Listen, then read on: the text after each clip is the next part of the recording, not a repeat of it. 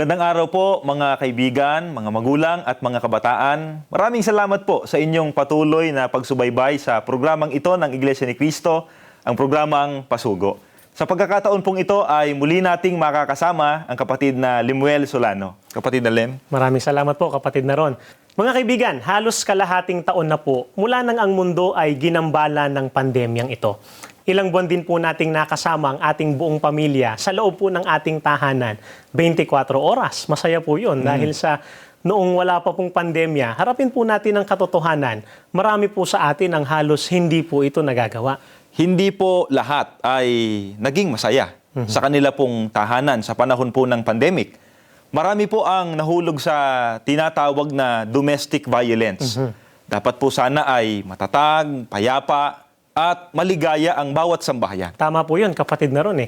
Yan nga po ang ikatatatag ng ating lipunan. Kung maiwasan po o malunasan, yan pong domestic violence, mga kaibigan. Kaya para po sa ikaliliwanag ng ating pag-aaral, kapatid na Ron, ano po ba yung tinatawag na domestic violence? Mga kaibigan, ang domestic violence ay hindi lamang po ang pisikal na pananakit. Ang domestic violence po ay anumang gawi o asal na ang layunin po ay magkamit ng hindi tamang kapangyarihan at kontrol sa kanyang asawa, kapartner, katipan na babae o lalaki, o malapit na miyembro po ng kanyang pamilya. Tama po yung definition na yon, kapatid na Ron. Mga kaibigan, ang domestic violence po, hindi lang yan physical na pananakit. Ayon nga po sa Center for Family Justice, maraming klase po yan. Pwedeng physical. Yan nga po, mga kaibigan, yung malabis na pananakit, halimbawa sa asawa o sa mga anak. Pero dapat pong maunawaan ng ating mga taga-subaybay, kapatid na Ron, iba yung disiplina, yung tamang pagpalo, kaysa doon sa malabis na pananakit sa kanyang asawa o sa kanyang anak. Tama yan, kapatid na Lem. Maaari naman po, mga kaibigan, na yan ay emosyonal, yung namamahiya, naninigaw, yung paninira, yung pakikipagrelasyon sa iba. Maaari din naman pong may kinalaman yun sa pinansyal, yung pinagkakaitan ng salapi o kaya ay allowance. Hindi po pinapayagang magtrabaho. Maaari din pong abusong sexual. Yan po, kapatid na Ron, at mga giliw naming taga-subaybay ay nangyayari hindi lang po dito sa ating bansa, kundi yan po yung nangyayari sa buong mundo. Ayon nga po dun sa isang artikulo ng Council on Foreign Relations, lalong tumaas po ang bilang ng nakaranas ng domestic violence ngayon po na panahon ng pandemya. Kaya nga po kung tawagin po nila yon sa artikulo, kapatid na Ron, ito po ay isang double pandemic. Kapatid na Lem at mga kaibigan, talagang maaawa po tayo sa kalagayan po ng mga nakararanas at ng mga nakaranas na ng domestic violence. At ang kadalasan pong biktima niyan, mga babae at yung mga bata. Kaya nga po, yung mga nakararanas niyan, ginagawa po nila yung lahat ng paraan para po sila ay makatakas sa sitwasyong yan. Tama po yun, kapatid na Ron. Marahil ay alam po ito nung ating mga taga-subaybay sapagkat ito po ay nag-trending sa social media. Merong isang babae na nakararanas po siya ng domestic violence na nagkunwari po, tumawag siya sa telepono, kunwari umu-order po ng pizza. Yun pala, ang tinatawagan na niya ay ang mga pulis. Buti po nasaklolohan at natulungan po yung taong yun. Meron pang isa, kapatid na Limuel at mga kaibigan. Yung isa po ay pumasok sa loob ng isang sikat na fast food chain at humingi po ng tulong sa mga staff doon at natulungan naman siya. Meron nga po tayong na-interview, kapatid na Ron, at mga taga-subaybay. At naikwento niya po sa atin yung naranasan niya na domestic violence at kung paano niya ito napagtagumpayan. Panoorin po natin ito.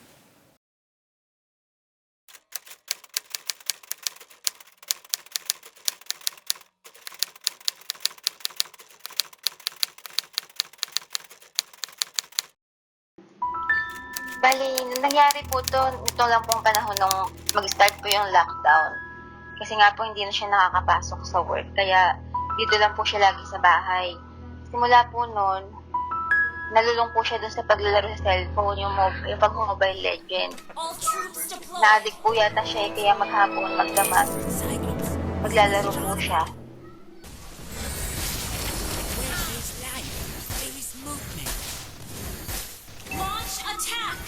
One time po, madaling araw na po siya humiga, mga 2:30 AM na po yun. Sakto naman po, nagising yung anak namin. Sabi ko po sa kanya, baka pwede siya na muna magtimpla ng gatas.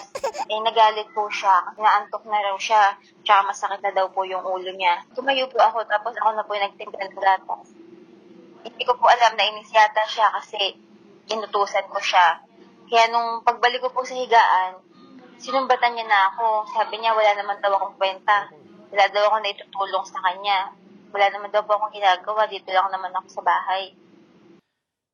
Di ka nakakatulong sa akin. Wala kang trabaho. Wala kang silbi, wala kang kwenta. Ayun po, pinalagpas ko na lang po yun. Kaya natulog na lang din po ako. After 2 days, yun na po, mas mabigat na po yung nangyari. As usual po, nag-EML na naman po siya lagi. Sabi ko, baka pwede siya muna magluto kasi po umiyak yung anak namin. Hindi niya po ako pinansin. Kaya inulit ko po, akala hindi lang niya ako narinig. Nagulat po ako, bigla siyang sumigaw. Tapos binato niya ako ng cellphone. Buhat ko po yung anak namin noon, muntikan na pong tamaan. Nagalit po ako kasi bakit niya ako biglang babatuhin. Pinadyakan ko po siya isang beses. Tapos nagalit din po siya, pinagsusuntok niya po yung binti ko. Tapos sinuntok din po niya yung braso ko. Iyak po ako na iyak noon.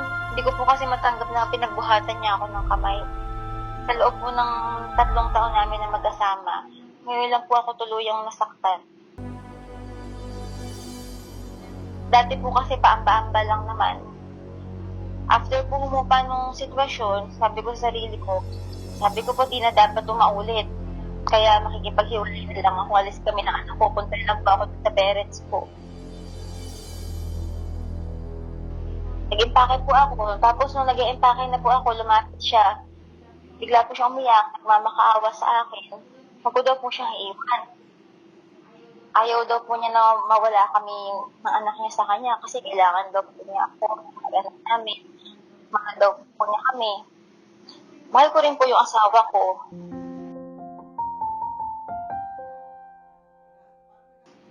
Pinag-isipan ko po mabuti. Sabi ko sa kanya, paano yung pananakit niya? Sabi niya po, pangako daw niya hindi na mauulit yun. After po noon, ilang araw, nakikita ko naman po na try niya magbago para sa amin. Dati po kasi, halos araw-araw, hindi niya talaga mabitawan yung cellphone niya, puro lang siya laro. Ngayon po, yung baby na namin yung lagi niyang hawak, naalagaan na po niya.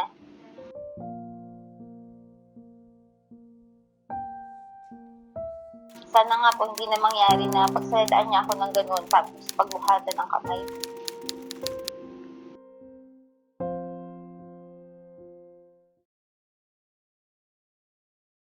Kapatid na Limuel, napanood natin yung naging karanasan ng ating nakapanayam. Hindi maganda yung kanyang naging karanasan. Totoo po.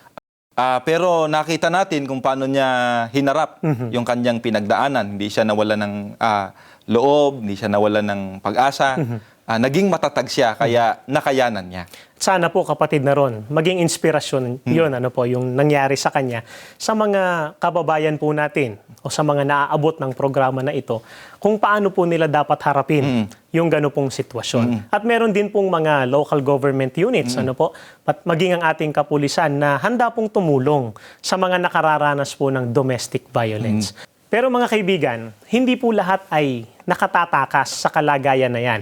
O kaya naman ay may lakas ng loob para labanan po ang nang-aabuso o nagmamalupit sa kanila.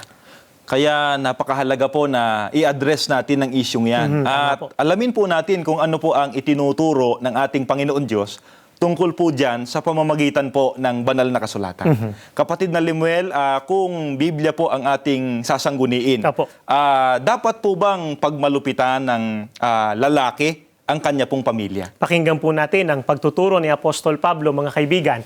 Dito po sa Efeso 5:28 hanggang 29, ganito po ang pahayag. Dapat mahalin ng mga lalaki ang kani-kanilang asawa tulad ng sarili nilang katawan. Ang lalaking nagmamahal sa kanyang asawa ay nagmamahal sa kanyang sarili. walang taong namumuhi sa sarili niyang katawan, bagkus ito'y pinakakain at inaalagaan, gaya ng ginagawa ni Kristo sa iglesia. Mga kaibigan, ayon po mismo sa Biblia, dapat po na mahalin ng lalaki ang kanyang asawa. Gayon din po yung kanilang mga anak, kapatid na Roniel. Kaya hindi po sila dapat na pinagmamalupitan, hindi po ba? Hindi po dapat abusuhin. Hindi po dapat bayolente ang isang ama ng sambahayan. Kapag ka mahal mo yung asawa mo, hindi po ba? Hindi mo siya sinasaktan. Yung pong gumagawa ng domestic violence, mga kaibigan, nagkakasala po sa ating Panginoong Diyos.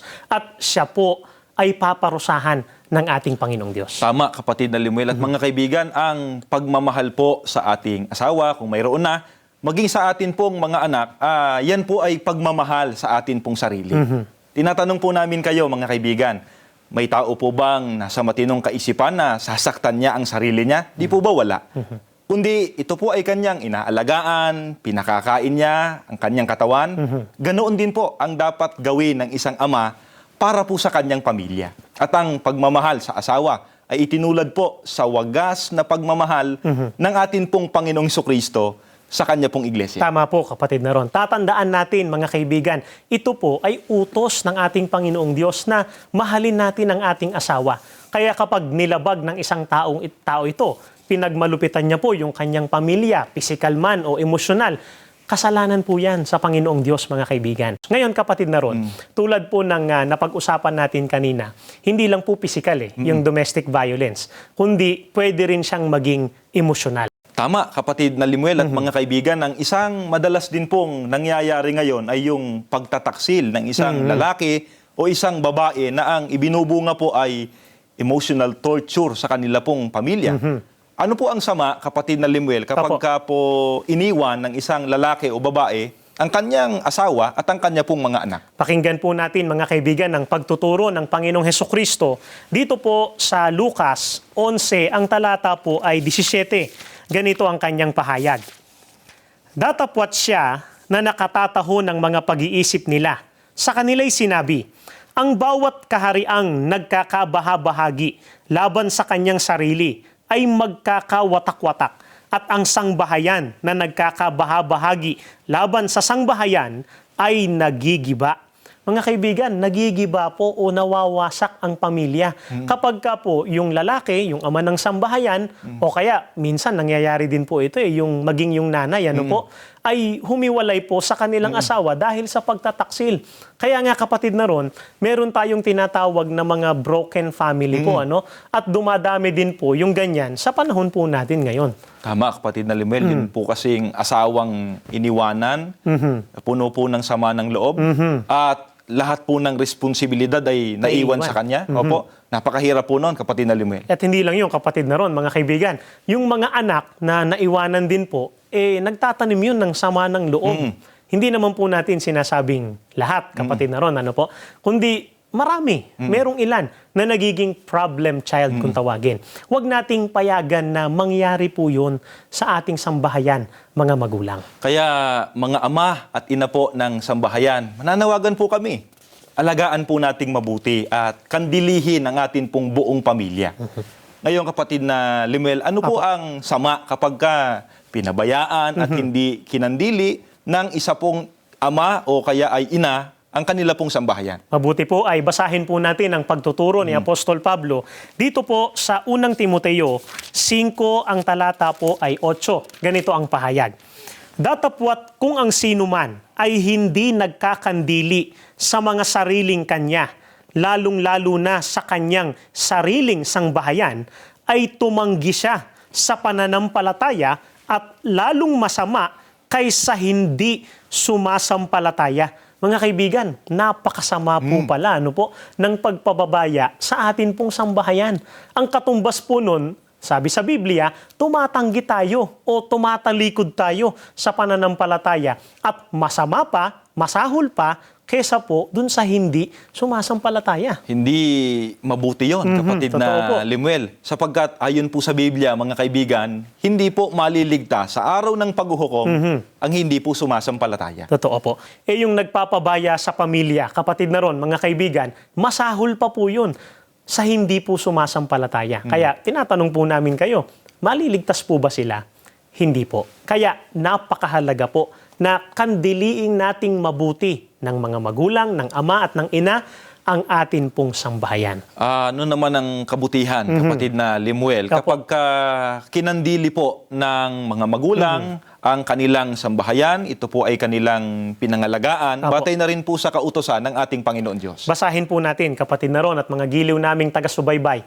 Ang nakasulat po dito sa awit, 128, 1 hanggang 4, ganito po ang pagtuturo ng banal na kasulatan sa atin. Pakinggan po ninyo. Mapalad ang bawat tao na kay Yahweh ay may takot. Ang maalab na adhikay sumunod sa kanyang utos. Hindi siya magkukulang sa anumang kailangan. Ang buhay ay maligaya't uunlad ang kanyang buhay. Sa tahanan, ang asaway parang ubas na mabunga. Bagong tanim na ulibo sa may dulang ang anak niya. Ang sinuman, kung si Yahweh buong pusong susundin, buhay niya ay uunlad at laging pagpapalain. Mga kaibigan, napakaraming biyaya po ang inilalaan ng Panginoong Diyos para po sa mga magulang na iniingatan at pinangangalagaan po ang kanilang pamilya. Tatandaan po natin ang sumusunod sa ating Panginoong Diyos. Yun po ay kabilang sa mga tunay na tao ng Diyos o sa kanyang bayan. Hindi tayo kakapusin sa pang-araw-araw nating pangangailangan. Magiging maligaya po yung ating pamilya ayon sa Biblia at uunlad po ang ating buhay. Lagi tayong pagpapalain ng ating pong Panginoong Diyos. Mga kaibigan, yan po ang gusto natin para sa ating sambahayan. Hindi po ba? Yan din po ang hangad ng amin pong tagapamahalang pangkalahatan, kapatid na Eduardo V. Manalo, na tamuhin po ng bawat sambahayang Iglesia ni Cristo. Kaya nga po, walang sawa at walang tigil nilang itinuturo ang kalooban ng ating Panginoon Diyos upang maayos na mapangasiwaan at mapangalagaan ng mga magulang ang kanila pong sambahayan. Kaya nga po may Christian Family Organizations o mga kapisanang pansambahayan sa Iglesia ni Cristo upang lalo pang masubaybayan ang bawat magulang at kabataan. Pati ang mga kaanib po na ikakasal ay tinuturuan sa isang seminar ng mga aral ng atin pong Panginoon Diyos ukol sa pagmamahal sa asawa at sa sambahayan at iba pang aral po ng ating Panginoon Diyos sa ikatatatag at ikapagtatagumpay ng buhay may asawa at may pamilya. Sana po makasama namin kayo at ang inyo pong buong sambahayan sa loob po ng Iglesia ni Cristo sa ilalim ng pangangalaga at pagtuturo ng pamamahala. Nang sa gayon po, manatiling payapa, ligtas at pinagpapala ng ating Panginoon Diyos ang atin pong pamilya.